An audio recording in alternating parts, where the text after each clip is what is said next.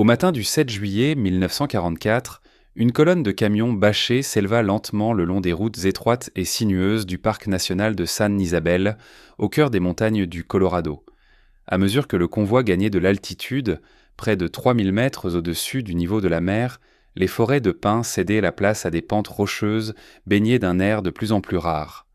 À l'intérieur des véhicules, 42 prisonniers de guerre allemands restaient silencieux, observant le paysage défiler sans un mot.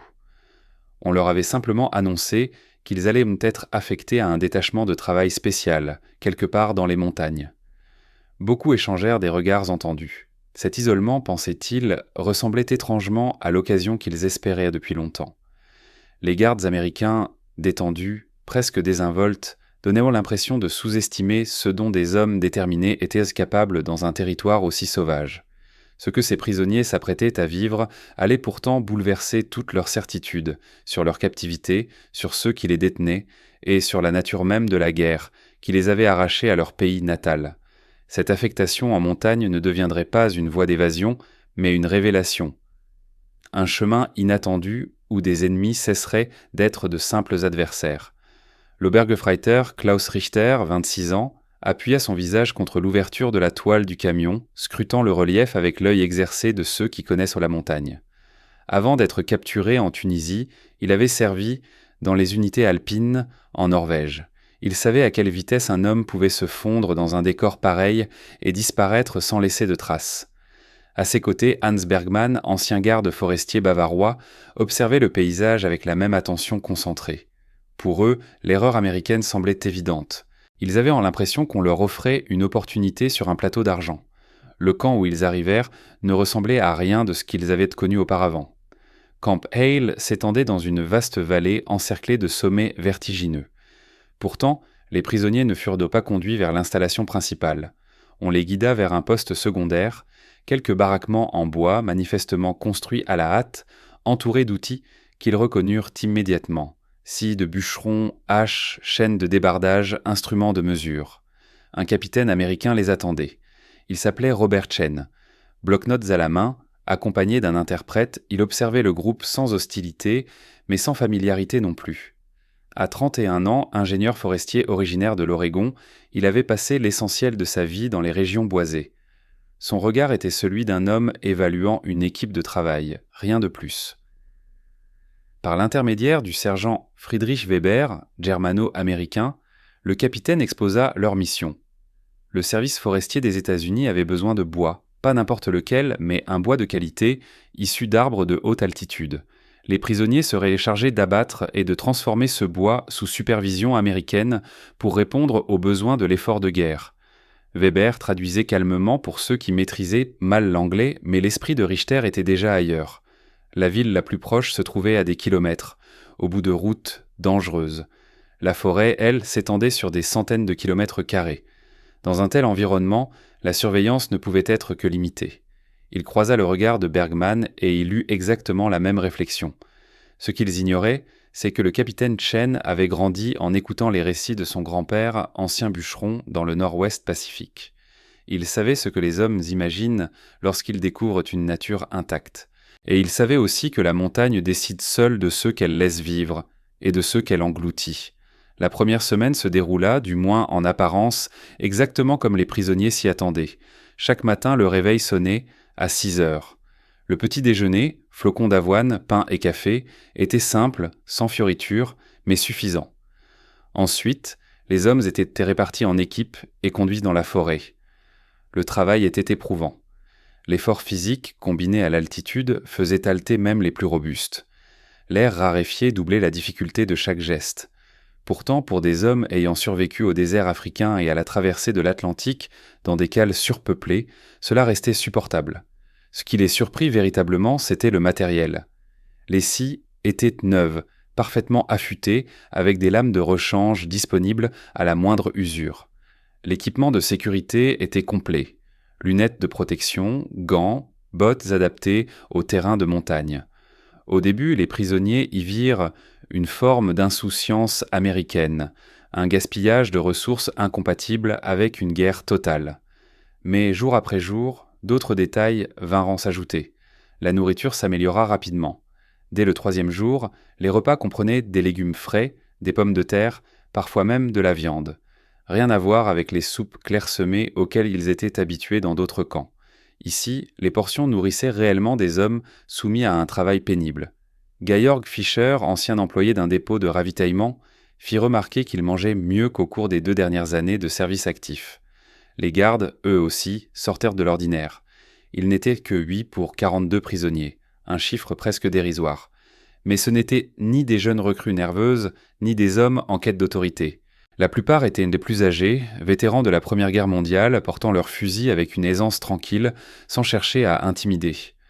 L'un d'eux, le sergent Tom Morrison, avait été guide de chasse dans le Montana avant la guerre. Il observait les prisonniers comme il l'aurait fait avec des clients en expédition. Attentif, vigilant mais jamais oppressant, toujours prêt à intervenir si l'un d'eux se mettait en difficulté. Au bout de 2 semaines, Richter réunit discrètement son petit cercle dans la baraque après l'appel du soir. En dehors de Bergman, il y avait 4 hommes en qui il avait confiance. Werner Keo, ancien étudiant de l'université de Heidelberg. Paul Schmidt, fils de fermier saxon, capable de s'orienter à la seule lecture des étoiles. Et 2 frères, Joseph et Martin Kellner, qui avaient grandi à parcourir les sentiers des Alpes. Ils parlaient à voix basse, bien que le bâtiment fût entièrement à eux une fois la nuit tombée.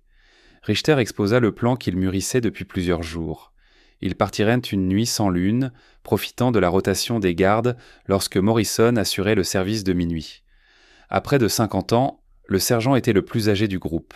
À cette heure-là, la fatigue l'emportait toujours un peu sur la vigilance. Il se dirigerait vers le nord-est, droit dans les zones les plus reculées, avançant rapidement la première nuit afin de semer toute poursuite éventuelle. Bergman saurait trouver l'eau et reconnaître les plantes comestibles. Schmidt guiderait leur progression grâce aux étoiles en direction du Canada, encore à des centaines de kilomètres, mais atteignables en théorie. Ils disparaîtraient dans la forêt, devenant des ombres parmi les arbres. Coe posa alors la question qui le tourmentait depuis plusieurs jours. Pourquoi nous nourrissent-ils si bien ? Pourquoi nous fournir un matériel de cette qualité ? Richter avait déjà réfléchi à cela. Sans doute, répondit-il, les Américains étaient-ils simplement prodigues, incapables de comprendre la notion de pénurie. Ils disposaient de tant de ressources qu'ils ne prenaient même pas la peine de distinguer l'essentiel du superflu. Mais Coe n'était pas convaincu.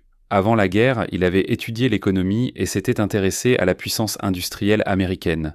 Et si, suggéra-t-il à voix basse, ce n'était pas du gaspillage ? Et si tout cela était volontaire ? Et s'il voulait les maintenir en bonne santé, forts, capables ? La question resta suspendue dans l'air, dérangeante. Martin Kellner, le plus jeune des frères, la balaya d'un geste. Capable de quoi ? De s'enfuir ? Cela n'avait aucun sens. Non, trancha Richter. Coe voyait trop loin.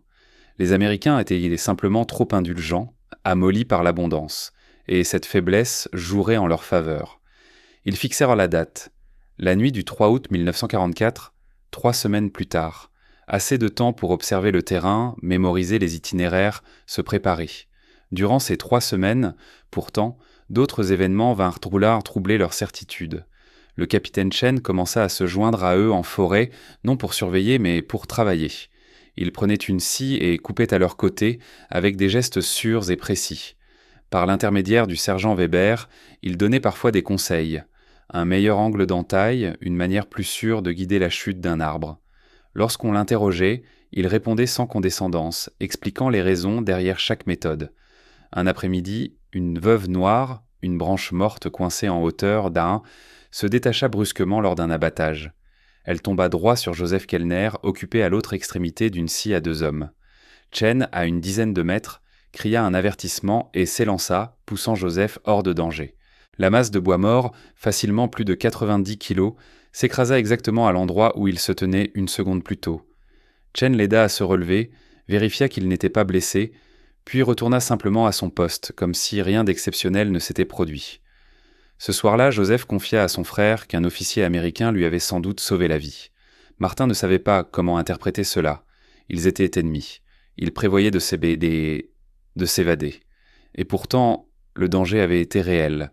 La réaction immédiate, instinctive. La nourriture continua de s'améliorer.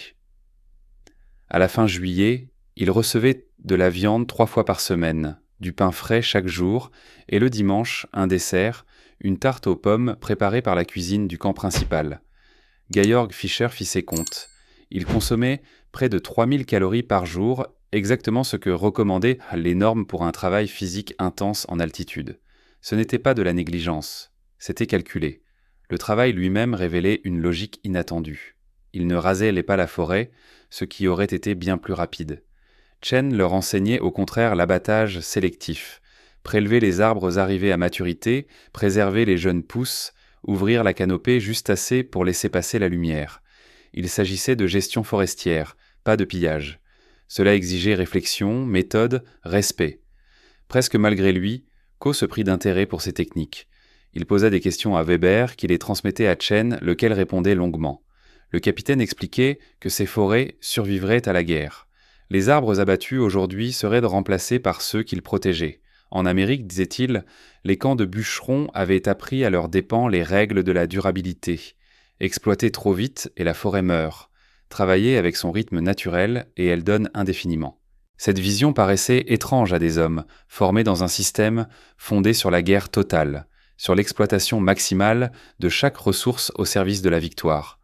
Penser à l'après-guerre semblait presque indécent. Et pourtant, les preuves étaient partout.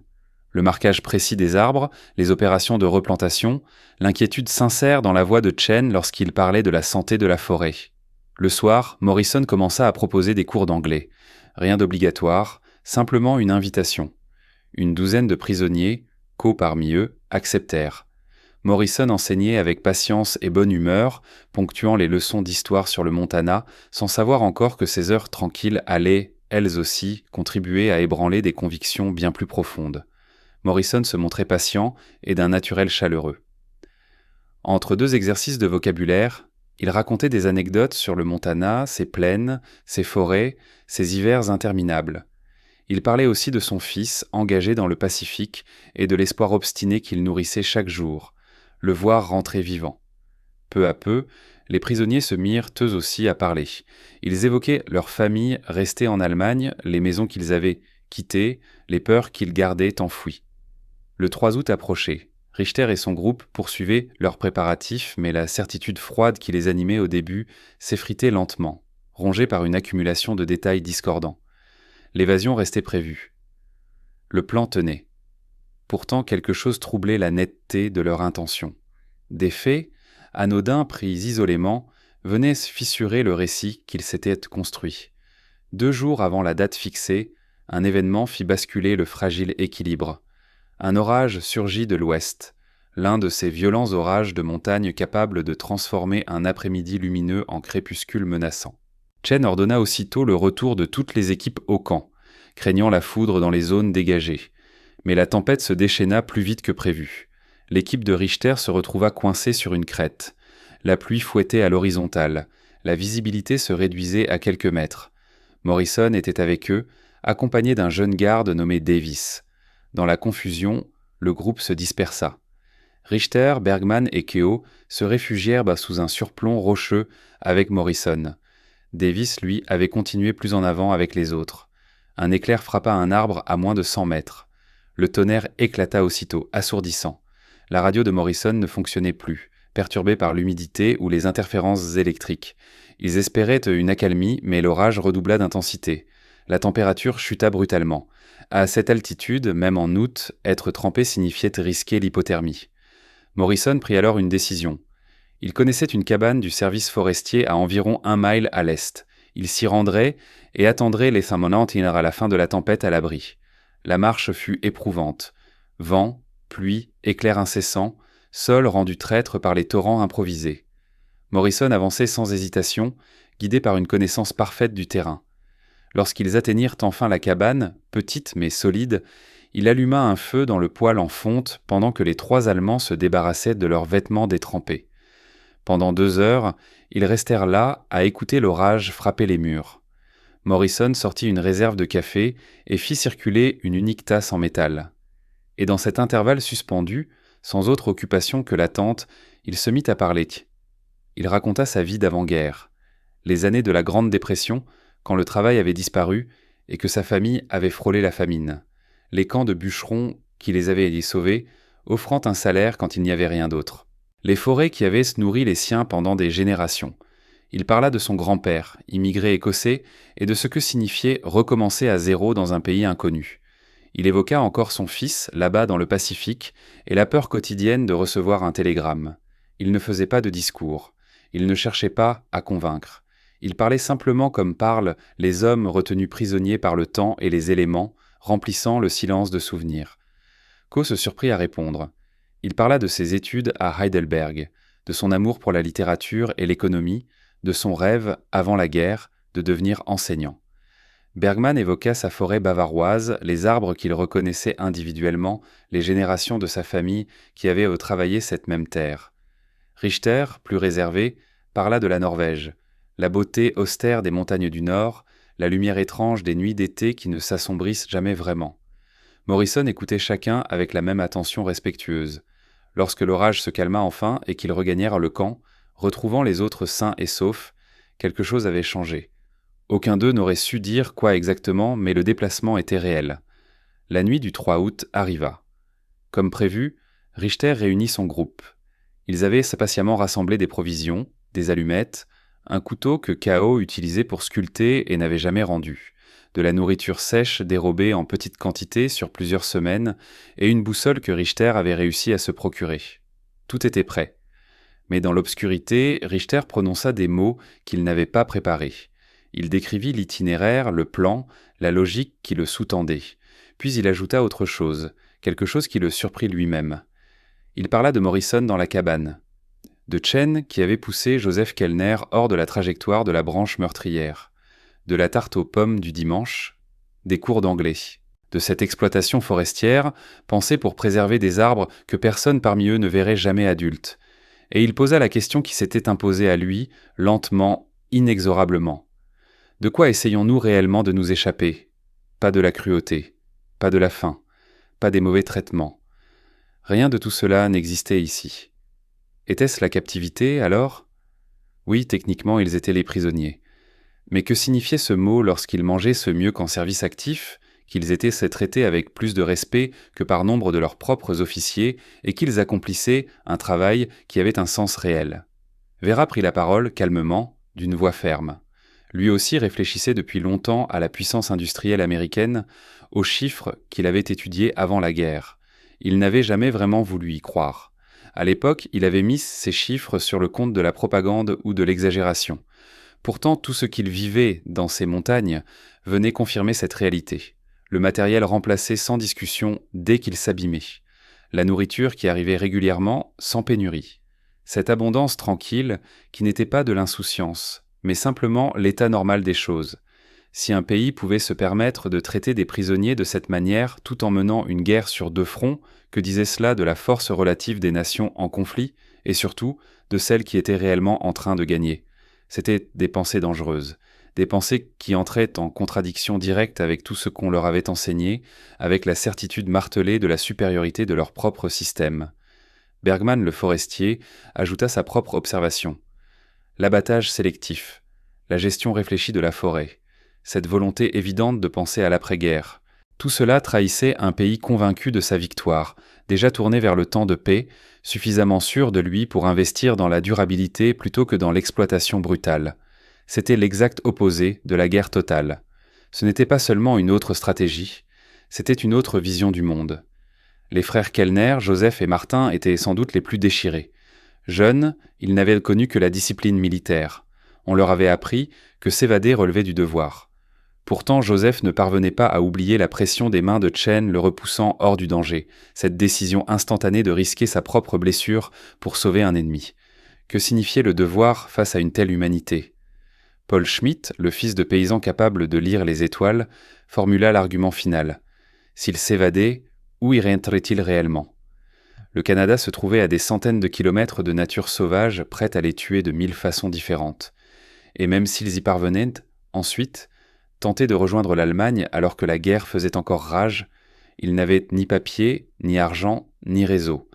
L'évasion avait toujours été davantage un symbole qu'un véritable projet, une manière de préserver leur fierté, de se convaincre qu'ils n'avaient pas totalement renoncé.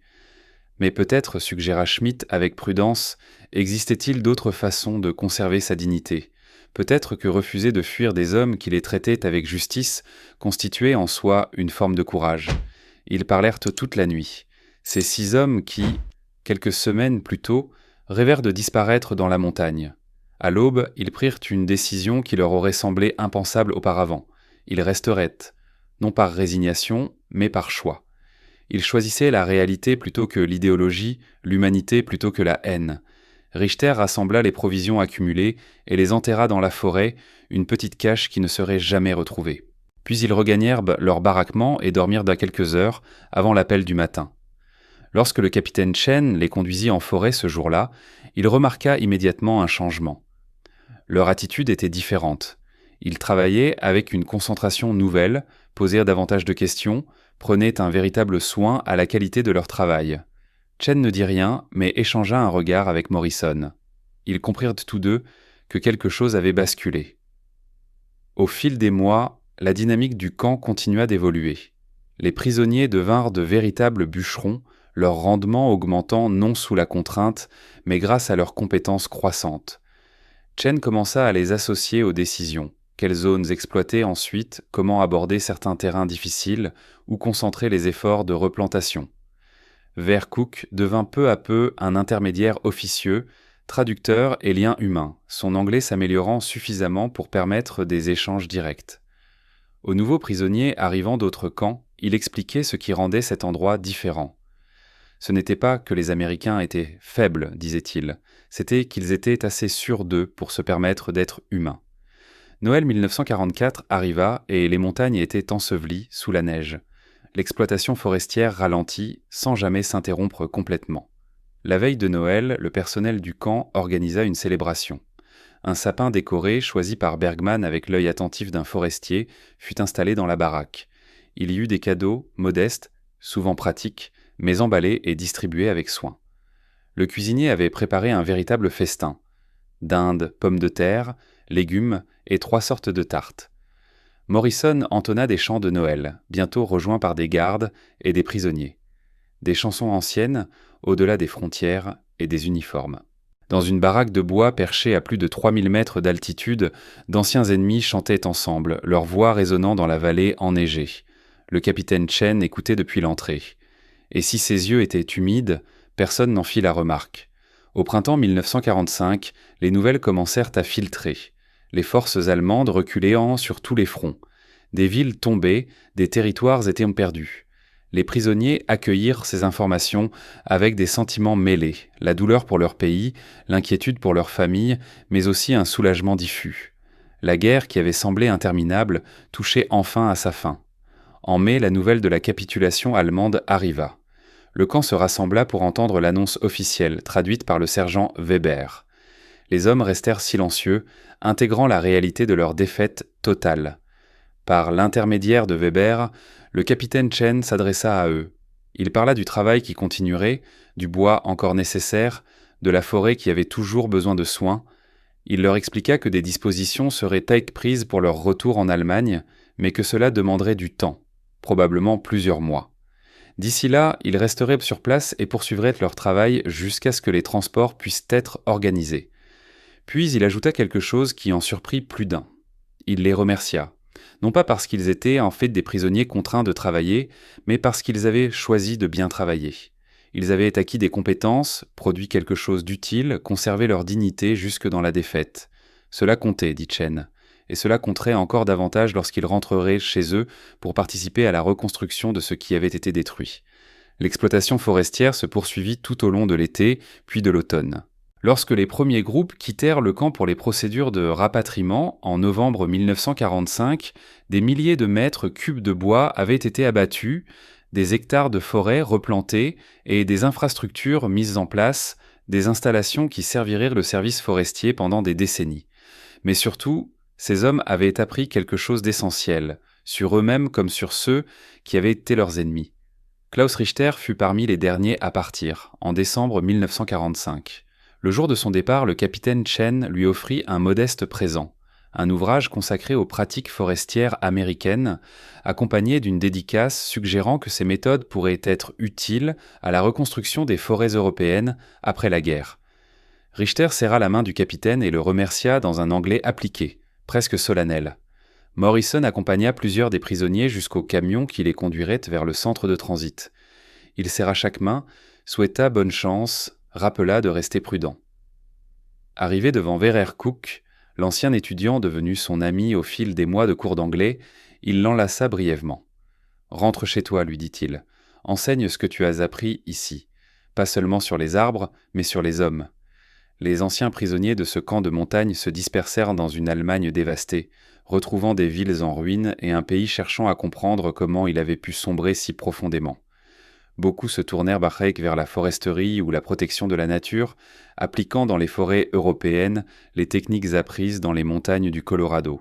D'autres devinrent enseignants, reconstruisirent des entreprises familiales ou aspirèrent simplement à une vie discrète dans une nation en quête de paix. Verer Cook devint plus tard professeur d'économie à Francfort, réputé pour ses cours sur la puissance industrielle américaine et l'importance du développement durable. Il racontait parfois à ses étudiants l'histoire d'un camp de montagne où il avait compris que la force ne s'exprimait pas toujours par la violence, et que les nations les plus puissantes étaient souvent celles assez sûres d'elles pour faire preuve de générosité. Hans Bergmann retourna dans sa forêt bavaroise et la géra pendant 30 ans selon les principes de l'abattage sélectif, pensant toujours aux générations qui marcheraient sous ses arbres bien après sa disparition. Joseph et Martin Kellner fondèrent une entreprise de construction qui participa à la reconstruction de Munich, leur éthique de travail profondément marquée par les leçons apprises en altitude sous supervision américaine. Le parcours de Klaus Richter fut peut-être le plus singulier. Après 2 années passées dans un programme agricole administré par les Britanniques, il émigra au Canada en 1952. En 1960, il travaillait pour le Service forestier canadien lorsqu'il retrouva, par un étonnant hasard, Robert Chen lors d'une conférence internationale à Vancouver. Ils se reconnurent instantanément et passèrent de la soirée à évoquer le destin des hommes du camp de montagne. Chen lui confia qu'il n'avait jamais douté de leur choix de rester. Les montagnes, disait-il, avaient une manière bien à elles d'enseigner ce qui compte vraiment. Le camp continua de fonctionner plusieurs années après la guerre, passant du travail de prisonniers à celui de civils engagés dans des programmes de conservation. Les baraquements qui avaient abrité des soldats allemands accueillirent bientôt des vétérans américains en formation forestière. Les forêts exploitées repoussèrent selon les plans de Chen, saines et durables. Dans les années 1970, lorsque la protection de l'environnement devint une priorité nationale, ces méthodes nées dans les camps de montagne furent reconnues comme étonnamment en avance sur leur temps. Les historiens qui étudièrent l'expérience des prisonniers de guerre aux États-Unis notèrent le caractère atypique de ces camps forestiers. Les tentatives d'évasion y étaient rares malgré l'isolement. La santé et le moral des détenus restaient élevés. Les enquêtes menées après la guerre montrèrent que les hommes passés par ces camps conservaient une image plus positive de l'Amérique que ceux issus de presque tous les autres types d'installations. Mais l'essentiel de cette histoire ne se trouvait ni dans les chiffres, ni dans les volumes de bois produits. Il résidait dans la transformation qui s'opéra lorsque des hommes s'attendant à la brutalité rencontrèrent l'humanité. Lorsque ceux qui rêvaient de fuite découvrirent quelque chose qui valait la peine d'être préservé, lorsque des ennemis trouvèrent un terrain d'entente en prenant soin d'une forêt appelée à leur survivre. Les montagnes du Colorado leur avaient appris ce que l'instruction militaire ne leur avait jamais enseigné, que la force prend de multiples formes, que l'abondance peut servir à construire plutôt qu'à dominer, et que même au cœur du conflit, les hommes demeurent des êtres capables de choix, de dignité et de liens inattendus. Ainsi s'achève cette histoire.